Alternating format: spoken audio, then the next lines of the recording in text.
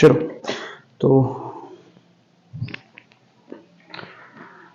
Question ये था कि क्लेजन कंडेंसेशन और एल्डोल कंडेंसेशन में क्या डिफरेंस है, बेसिक डिफरेंस बिटवीन क्लेजन और, ठीक है, क्लेजन और एल्डोल में क्या डिफरेंस है, एल्डोल कंडेंसेशन दोनों में क्या डिफरेंस है, क्लेजन कंडेंसेशन और एल्डोल कंडेंसेशन। एक मिनट जरा चेक, ठीक है।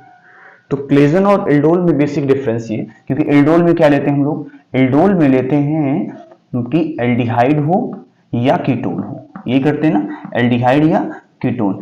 एल्डिहाइड या कीटोन में हम दूसरी कंडीशन ये देखते हैं कि उनके पास अल्फा एच होना बहुत जरूरी है, ठीक है। ये बेसिक कंडीशन किसकी थी, एल्डोल की, हम प्रीवियस वाले उसमें शायद देख भी चुके हैं।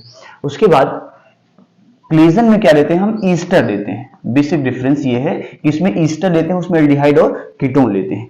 मेन जो डिफरेंस दोनों के बीच यही है। ईस्टर में भी वही कंडीशन है कि इनके पास अल्फा एच होना बहुत जरूरी है, अल्फा एच का होना कंपलसरी है, विदाउट अल्फा एच नहीं जाएगा। बाकी कंडीशन वही है कि अगर सेल्फ होना है तो दोनों मॉलिक्यूल यानी अल्फा एच होना चाहिए, वो सेल्फ के साथ हो जाएगा।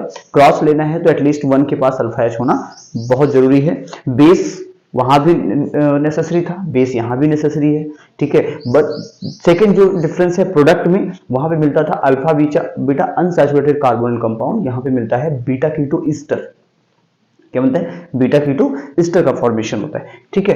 तो ये आप बता सकते, दो बेसिक डिफरेंस है कि ईस्टर यहां यूज होता है, प्रोडक्ट होता है beta keto ester, beta keto ester का फॉर्मेशन होता है, और यहां पर जो फॉर्म होता है वो alpha beta unsaturated carbonyl compound,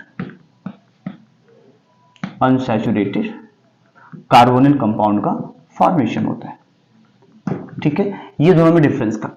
उसके बाद दो ईस्टर मॉलिक्यूल आप लेते हो, दोनों ईस्टर मॉलिक्यूल में एक को 100% श्योर है उसको क्या करना है, एक को न्यूक्लियोफाइल की तरफ वर्क करना है और एक को इलेक्ट्रोफाइल की तरफ वर्क करना है, एक को न्यूक्लियोफाइल एक को इलेक्ट्रोफाइल। ये एल्डोल में भी था, एक मॉलिक्यूल न्यूक्लियोफाइल की तरफ वर्क करता था जो इनोलेट आयन बनाकर फिर अटैक करता है, और दूसरा इलेक्ट्रोफाइल जिसके कार्बोनिल कार्बन पे अटैक होता है, ठीक है। ये दोनों में है, इसमें कोई डिफरेंस नहीं है, ये सेम स्टेप है, ठीक है। चलिए, बेस दोनों में रिक्वायरमेंट है, बिना बेस के तो हो ही नहीं सकती रिएक्शन, ठीक है। तो ये बेसिक डिफरेंस है दोनों में। अब एक एग्जांपल देखो, देखिए, अगर हम एक ईस्टर लेते हैं, सपोज हमारे पास है R C double bond O O R, यहां आर को थोड़ा सा और ओपन करके लिखते हैं, this is CH2 and R। अब इसके पास ये ईस्टर है, इसके पास ये है जो कि अल्फा एच कहलाएगी, है ना। कार्बोनिल के एडजेसेंट कार्बन पे जो हाइड्रोजन है वो अल्फा हाइड्रोजन है, उस कार्बन को अल्फा हाइड्रोजन कहेंगे, अल्फा कार्बन बोलेंगे।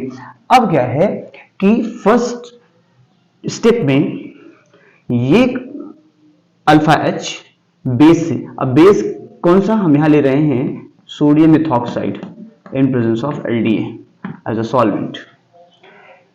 ये एक बेस है, स्ट्रॉन्ग बेस है, स्ट्रॉन्ग बेस है, तो ये क्या करेगा, नेबरिंग यानी कि अल्फा कार्बन से एक H को अब्स्ट्रैक्ट करेगा और फॉर्म करेगा CH नेगेटिव, जिसे हम इनोलेट बोलेंगे। क्या बोलेंगे, इनोलेट बोलेंगे, ठीक है। ये है आपका अनायन इनोलेट, ठीक है। यही न्यूक्लियोफाइल की तरफ वर्क करेगा, ये न्यूक्लियोफाइल की तरफ वर्क करेगा।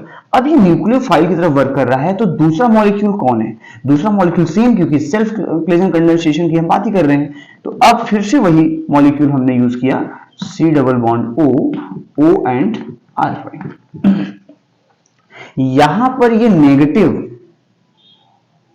क्योंकि ये न्यूक्लियोफाइल की तरफ वर्क कर रहे हैं, तो यहां से अटैक इस कार्बोनिल पर पॉसिबल है। क्यों, क्योंकि ये इलेक्ट्रोनेगेटिव से अटैच है, ये इस तरह से पाई बॉन्ड की शिफ्टिंग होगी, तो यहां पॉजिटिव चार्ज आएगा, और जैसे पॉजिटिव चार्ज यहां डेवलप होगा, ये नेगेटिव से यहां पर अटैक कर जाएगा, और जैसे ही अटैक करेगा क्या बनेगा, R CH2C। अब यहां पर O नेगेटिव और इधर आपका OR, यहां क्या बनेगा CH से, तो ये एक दूसरे से कंबाइन हो गए, जुड़ गए हैं, और यहां पे आएगा COOR प्राइम।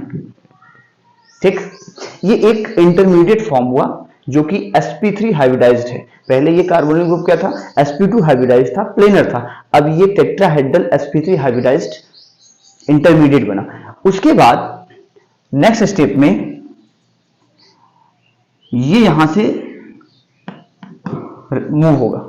क्यों एलिमिनेट होगा, क्योंकि ये अच्छा लिविंग ग्रुप है, एल्कोक्साइड ग्रुप अच्छा लिविंग ग्रुप है, और यहां से जैसे ही एलिमिनेट होगा तो ये क्या फॉर्म करेगा, ये प्रोडक्ट फॉर्म कर लेगा RCH2। अब ये वापस से अपनी पोजीशन पे आएगा, तो क्या बनेगा C डबल बॉन्ड O और ये CH यहां पर R और ये हो जाएगा COOR प्राइम। इसे कहते हैं बीटा कीटो एस्टर। अब क्यों बोले beta keto ester, alpha H alpha carbon beta carbon, beta keto ketone group, और ये पूरा ईस्टर है RCOOR। ठीक है, इससे इसको बोलते हैं बीटा कीटो ईस्टर। ठीक है, अगर यही एल्डोल की बात करोगे तो एल्डोल में भी सेम कंडीशन होती थी, सेम कंडीशन एल्डोल की भी है। वही स्ट्रॉन्ग बेस चाहिए, वही अल्फा एच होने चाहिए, वही इनोलेट का फॉर्मेशन होगा, वही कंडेंसेशन भी होगा, सब कुछ वही होगा, बस प्रोडक्ट में डिफरेंस है एक चीज। दूसरा, हम जो सबस्ट्रेट लेके चलते हैं, स्टार्टिंग मटेरियल लेके चलते हैं, वो डिफरेंस है। उसमें हम एल्डिहाइड कीटोन लेके चलते थे, यहाँ पे ईस्टर लेके चलते हैं, वहां पे हमें अल्फा बीटा अनसैचुरेटेड मिलता था, यहाँ पे क्या मिलता है, बीटा कीटो ईस्टर का फॉर्मेशन होता है। ठीक है, बाकी कोई डिफरेंस नहीं है, प्रोसेस दोनों की सेम है।